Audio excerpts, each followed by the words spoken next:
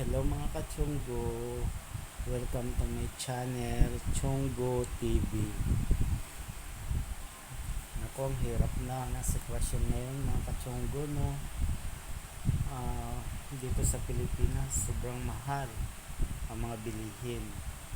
Bigas, ulam, isda, lahat ang mahal-mahal. Pati yung mga personal na gamit mo, sobrang mahal. Kaya kung makasahod ka ng minimum wage sa isang araw, kulang pa yun sa mga kailangan mo araw-araw.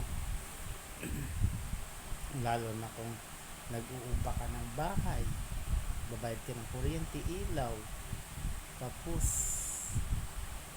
may mga utang ka pa na binabayaran.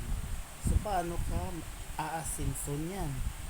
Ito yung sahod mo ubos pangbayad sa utang. Mabuti nga kami dahil yung boss namin sobrang bait. Lahat sinasagot. Bahay, kuryente, tubig, wifi, pagkain. Tapos minsan pag nag-groceries yan, nagbibigay pa yan ng mga personal na gamit namin. Kagaya ng shampoo, sabon, toothpaste. So saan ka pa maghanap ng ganyang klaseng boss? Sobrang bait.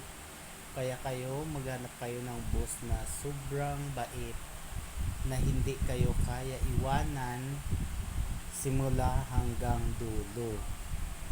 Yun lang masasabi ko sa inyo mga kachonggo. Kaya